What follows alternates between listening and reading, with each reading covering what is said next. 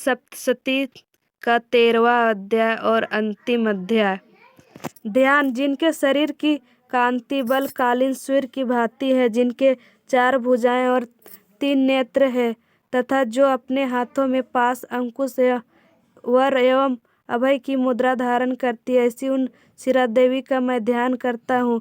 ऋषि ने कहा, हे राजन, इस प्रकार मैंने तुम्हें देवी के श्रेष्ठ महात्म का कथन किया। इस जगत में धारित्री देवी का ऐसा ही प्रभाव है। उन्हीं के द्वारा विद्या अर्थात ज्ञान का उदय होता है। भगवान विष्णु की माया स्वरूपा उन भगवती द्वारा ही तुम ये वैश्व का तथा अन्य विवेकशील लोग मुग्ध होते हैं। इस समय भी मोहित हुए हैं एवं आगे भी इसी प्रकार रहेंगे। महाराज, तुम ही उन्हीं परमेश्वरी की शरण ग्रहण करो। आपने उपासकों को वे भोग स्वर्ग तक मुक्ति लाभ कराती है। मार्कंडेय मुनि ने कहा। मेघा मुनि में से ऐसा वचन सुनकर राजा सूरत ने उत्तम व्रतधारी उन महाभाग महर्षि को नमस्कार किया। वे अत्यंत ममता तथा राजभ्रष्ट होने के कारण बहुत क्षुब्ध हो उठते थे। महामुनि इसलिए विरक्ति के कारण वे राजा तथा वे तक्षण तपस्या के लिए चल गए। वे जगदम्बा के दर्शनार्थ नदी के तट पर तप साधना करने लगे।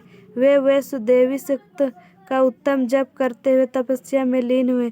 ये दोनों ही नदी तीर पर देवी की मिट्टी प्रतिमा स्थापित करके उनकी पुष्प, धूप और हवन आदि के द्वारा उपासना करने लगे। उन्होंने सर्वप्रथम अपने आहार की मात्रा कम कर दी, तदंतर निराहार रहकर एकाग्रचित मन से देवी का चिंतन करने लगे। वे दोनों अपने शरीर से रक्त से सिंचित बलि चढ़ाते हुए निरंतर 3 वर्षों तक संयमी होकर उपासना करते रहे। उन लोगों की उग्र तपस्या से प्रसन्न होकर जगत की धारित्री चंडिका देवी ने प्रत्यक्ष प्रकट होकर कहा। देवी ने कहा, राजन, अपने कुल को प्रमुदित करने वाले वैश्य, तुम लोगों को जो मनवांछा हो वह मुझसे मांग लो। मैं तुम लोगों से प्रसन्न हुआ, अतः तुमसे सब कुछ दे सकूंगी। मार्कंडेय बोले। देवी की बात सुनकर राजा ने दूसरे जन्म में अक्षय राज्य प्राप्त करने का वर मांगा तथा इस जन्म में भी शत्रुओं की समस्त सेना बलपूर्वक पराजित कर पुनः राज्य पर अधिकार जमा लेने का वरदान मांगा। वैश्य अत्यंत बुद्धिमान मनुष्य था। उसका मन सांसारिक विषयों से विरक्त हो चुका था, इसलिए उस समय उस वैश्य ने ममता और अंधकार मिटाने वाले ज्ञान की प्राप्ति का वर मांग लिया। तब देवी ने कहा, हे राजन, तुम अल्पकाल में ही शत्रुओं को जीतकर अपना राज्य पालोगे। अब वहां पर तुम्हारा राज्य स्थिर रहेगा। मृत्यु के पश्चात तुम सूर्य के अंश से जन्म लेकर इस पृथ्वी पर स्वर्णिक मनु के नाम से प्रसिद्ध होगे।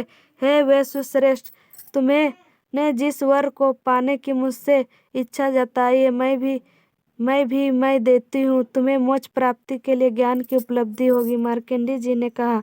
उन दोनों को इस प्रकार मनोभिलाषित वरदान देकर उनके द्वारा अपनी स्तुति श्रवण कर देवी अंबिका वहीं अंतर्निहित हो गई। देवी से इस प्रकार वरदान पाकर क्षत्रियों में श्रेष्ठ सूरत नामक राजा सूर्य के अंश से जन्म ग्रहण करके स्वर्णिक नामक मनु होंगे। इति मार्कंडेय पुराण के स्वर्णिक मनवंतर कथा के अंतर्गत देवी महात्म्य में वर्णित सूरत तथा वैश्य को वर प्रदान नामक 13वां अध्याय समाप्त होता है। जय माता की।